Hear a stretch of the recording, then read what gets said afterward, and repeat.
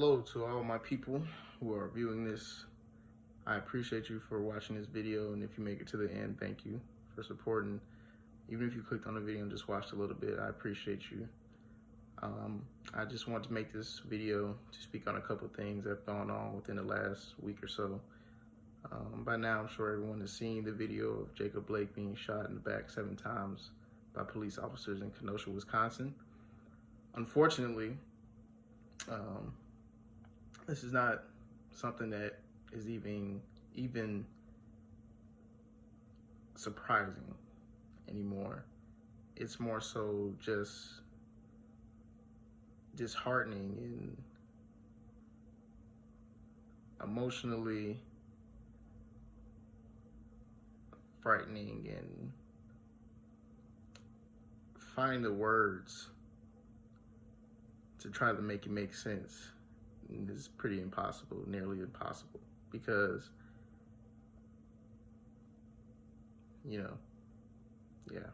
so I'm gonna do my best here to keep it short as I can, but I just again want to speak on that real fast, and just to say that this continues to happen no matter, it seems, what we do. And the one thing I do want to encourage everyone is to continue to fight for change, and to continue to push change, push your narrative of change, if that's what you believe in. To my black men, we have to be united more than ever right now. I feel that we are the most emotional when it comes to life because of how hard it has been and is for us.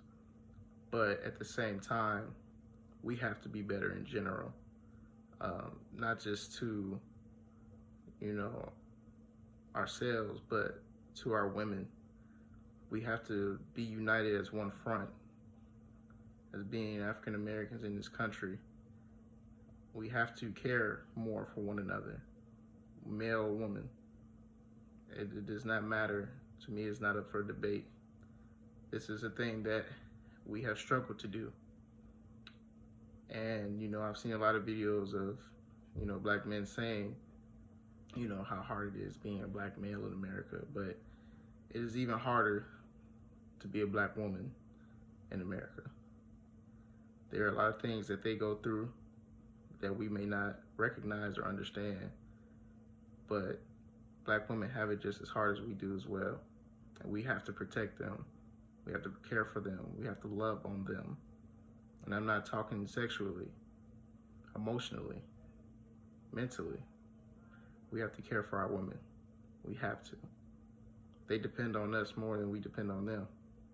And a lot of times we continue to let them down, and they still care and love us. So we have to start there. Secondly, we have to educate ourselves better. We have to continue to try to learn and help one another. Lend a hand to your brother, whether you're family or not.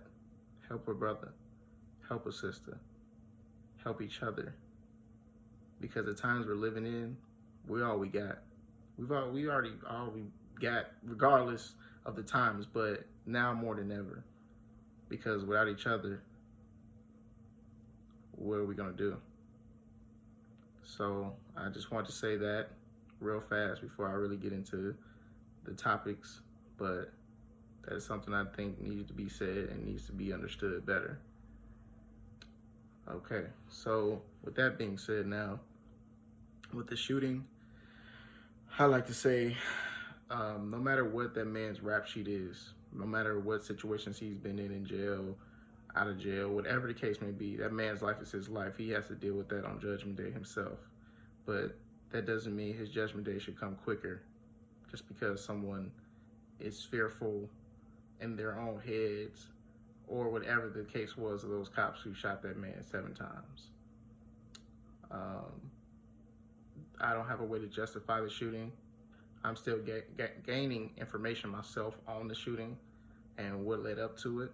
So I don't want to speak out the side of my neck, but either way, no one deserves to get shot.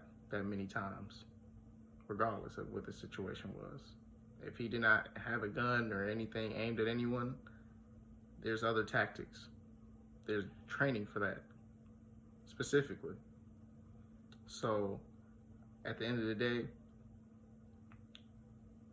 I'm glad he survived, because we don't have many, if any, situations like this where that has happened. I look forward to hearing that brother's story if he's allowed to tell it. I pray that he's protected by the blood to be able to make it, to get through and tell his side as well. The one thing I would say, I know God is working right now. God is working on this year specifically. I tell a lot of people that I know, friends, family, and close people to me, I feel like 2020 has been the year of vision. I feel that it's not a coincidence 2020 vision and 2020 the year kind of go hand in hand, mostly because of the fact that it's been eye-opening. It's opened a lot of eyes. It's opened a lot of minds. And you have to find the positive out of life and out of things that happen in life, because that is what is intended. That is how we learn. That is how we grow. Good or bad, you always learn something. And I'm a true, firm believer on you should try to learn something as often as you can. Just no matter how older you get, how much older you get, you should try to still continue to learn, because having that knowledge is what enables you to help the next person, the next generation, the next sea of kids that come into school, the next kid on the street that just needs to hear that real talk. You know, we say OGs in our community, as they say, you know, because of the fact that the OGs always know. They've lived that life. They've lived the life in general and are still here to be able to give out knowledge. A lot of you have those in your family, whether it's an uncle, a godfather, a cousin, a great aunt, an uncle, you know, whatever it is, big cousin. You know, so continue to self-educate as well, as best as you can. I know learning can be a hard thing for us, because we were never given the opportunity fairly to always get the same love shown to us when it comes to teaching and learning things. But we have to try and do it on our own, especially with everything going on with virtual school and all that stuff. We have to help be there for, you know, our some of us, our kids, if you have them, or, you know, little cousins, you know, brothers and sisters. You know, teach them their history as well. Make that a part of the lesson plan every now and again. Let them know who they are. So when they do, if they do ever get the opportunity to go back, they're well educated and know the difference of their lives and who they are as people. Just to quickly speak on the protests or the boycotting, of the NBA, some in Major League Baseball, MLS, the WNBA. Big ups to them for continuing to set the example. They've been holding it down for I don't know how long now. They don't get the recognition and love they should get and receive. All of those women in that league deserve the utmost respect, because they have held it down and shown that they are 10 toes down. And so all the love and appreciation should go to them first. Just to speak on the NBA, you know, I know that it's been confusing the last 24 hours or so, how that whole thing has been handled. They stopped playing, they seemed like they were not going to continue to play, and now they're going to come back. I just hope there's a plan in place. Honestly, if most people who know me know I'm a big sports guy. I love my sports. I've been a sports guy since I was a kid. Since I was 7, I've always wanted to be on ESPN or an anchor, sports anchor somewhere, or just being somewhere talking about sports. And to be honest with you all, I haven't really cared too much for it this year. I just feel like it's too much going on. I do feel like sometimes it can be too much of a distraction from everything that's happening in the world. Some people feel like it's a needed distraction, but at the same time, you can get caught up in it and forget reality for a second. And you know, it's a bittersweet thing, you know, because you love the feel of it and being able to talk about it, but life is way bigger than this right now. So whatever they decide and do, I mean, I'm going to try and still be in support of the people who are trying to continue to make change from Orlando in that bubble and trying to use their voices still. So I look forward to seeing what they do, what they decide. Shout out to all the guys who are out there trying to make change from there. Shout out to all the women who are trying to make change from the bubble in Orlando and trying to fight and continue to fight and show that it's something bigger than basketball or soccer or baseball or whatever sport. I just pray for peace and love to come back into the fray and for understanding. I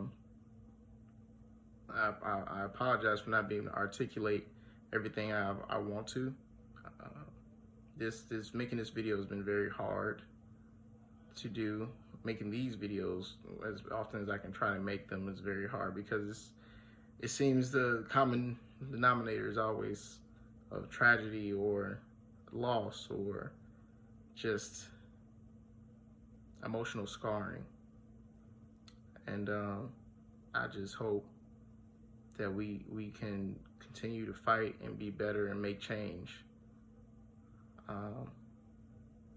I was telling my friends earlier that when Donald Trump was trying to make a wall, you know, we thought that was one of the worst things he could ever do. But what I've come to realize, the wall's been here all along, and that wall is racism.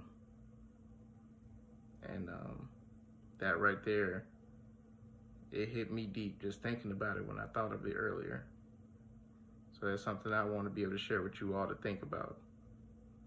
The wall is here already, but how are we going to break it down? It starts with being united, caring for the next person of color that is next to you, whether you know them or not. If you see something, say something.